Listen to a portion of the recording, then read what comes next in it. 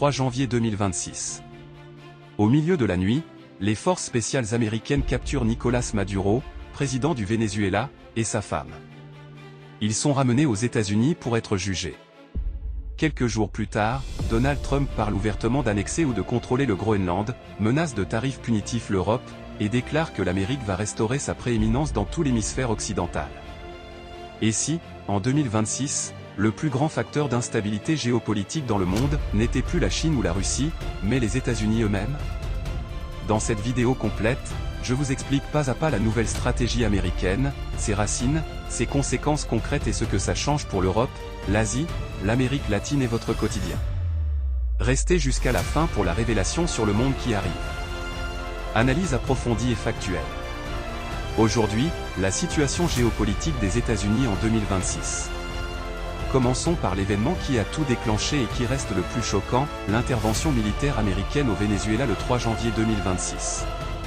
Après des mois de pression maximale aux sanctions, frappes sur des bateaux liés au narcotrafic, déploiement d'un porte-avions et de forces spéciales, les États-Unis lancent une opération ciblée.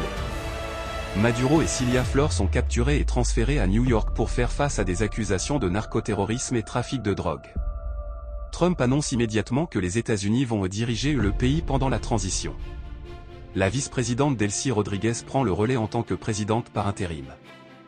Des prisonniers politiques sont libérés, mais le reste de l'appareil maduriste reste en place dans un premier temps.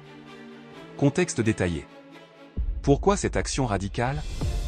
Le Venezuela était devenu un État failli, hyperinflation historique, plus de 7 millions de réfugiés, alliance étroite avec la Chine, investissement massif dans le pétrole, la Russie, armes, bases, et même l'Iran. Les cartels utilisaient le territoire comme plaque tournante pour inonder les États-Unis de fentanyl et autres drogues. Pour Trump, c'était une menace directe à la sécurité nationale, juste à la porte de l'Amérique.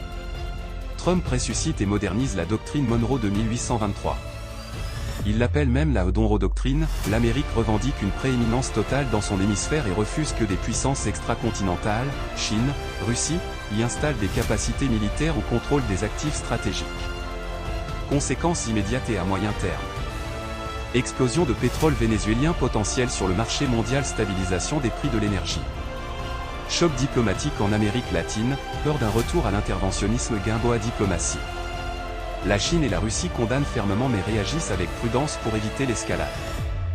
Risque de guérilla, instabilité prolongée ou chaos migratoire.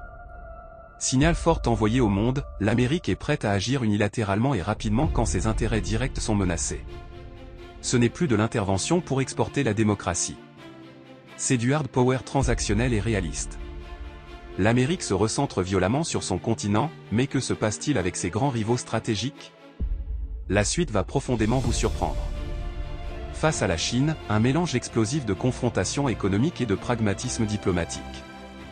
Tarifs records maintenus ou augmentés sur certains secteurs, guerre technologique, puces, IA, terres rares, mais aussi des sommets prévus entre Trump et 11 en 2026. L'objectif affiché, un accord commercial qui protège l'industrie américaine tout en évitant une guerre chaude. Avec la Russie et l'Ukraine, Trump pousse agressivement pour un accord de paix. Réduction drastique de l'aide gratuite à Kiev, pression forte sur l'Europe pour qu'elle finance sa propre défense. L'OTAN est sous tension maximale. Trump accuse ouvertement les Européens de free riding depuis des décennies. Détails sur les impacts. L'Europe est forcée d'accélérer massivement son réarmement, budget défense en hausse record en Allemagne, France, Pologne. Risque réel d'éclatement ou de dilution de l'OTAN. La Chine observe avec satisfaction les divisions transatlantiques et renforce ses partenariats. Menace sur les traités de contrôle des armements nucléaires, New START en expiration. Trump veut un nouvel accord trilatéral incluant la Chine. Le message est limpide, plus rien n'est gratuit. Tout est transactionnel. L'Amérique protège d'abord ses intérêts directs. Ajout sur le Moyen-Orient et autres, frappe ciblée sur l'Iran, effort pour des accords de paix fragiles à Gaza, redéploiement des forces. Le budget défense américain explose pour maintenir la supériorité technologique. Arrêtons-nous maintenant sur la grande question qui divise analystes, dirigeants et citoyens du monde entier. Cette stratégie America First radicale rend-elle les États-Unis plus forts et plus sûrs, ou plus isolés, plus dangereux et moins influents à long terme? Argument pour ou plus fort, fin des guerres interminables et coûteuses, protection des emplois américains, forcing des alliés à payer leur part, sécurisation des ressources et des frontières. Pour une grande partie de l'électorat américain, après 30 ans d'erreurs stratégiques, Irak, Afghanistan, etc., c'est enfin du bon sens réaliste.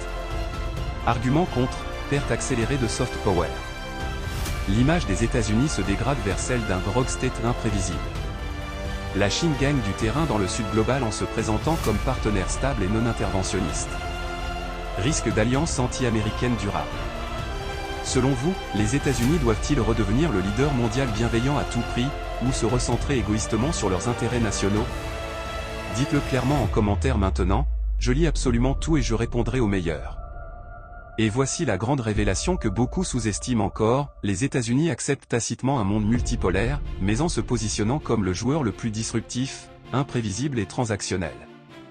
Exemple concret, la crise du Groenland. Trump a menacé d'utiliser la force ou des tarifs pour acquérir ou contrôler fortement le Groenland, routes arctiques vitales, minerais rares, bases militaires contre Russie et Chine. Il a ensuite reculé partiellement à Davos, mais les négociations militaires et économiques continuent. Autre surprise, redéploiement calculé des forces, budget défense massif, opérations courtes et ciblées plutôt que des occupations longues. Même en parlant de paix, l'Amérique multiplie les actions unilatérales quand cela rapporte directement. Conséquence historique, les alliances traditionnelles multilatérales s'effritent, autant fragilisées, institutions internationales délaissées, mais de nouveaux deals bilatéraux émergent partout. Le monde devient plus chaotique, plus marchand, et moins prévisible. 2026 marque un véritable point de bascule, fin de l'ordre libéral post-1945 tel qu'on le connaissait. En résumé, les États-Unis de 2026 ne sont plus le garant bienveillant et coûteux de l'ordre mondial libéral. Ils deviennent une superpuissance transactionnelle, ultra focalisée sur son hémisphère occidental et ses intérêts directs. C'est risqué, controversé, parfois brutal, mais parfaitement cohérent avec la vision America First promise depuis des années. Le Venezuela n'était que le début. Les prochains mois vont tester les limites du système international, les réactions de la Chine, de la Russie et de l'Europe. Si cette analyse longue et détaillée vous a aidé à y voir plus clair, likez massivement, abonnez-vous et activez la cloche. Partagez-la si vous pensez qu'elle mérite d'être vue. Dites-moi en commentaire, quelle région du monde, Amérique latine, Europe, Asie, Arctique, va le plus souffrir ou profiter de ce nouvel America First? Quelle est votre prédiction pour fin 2026?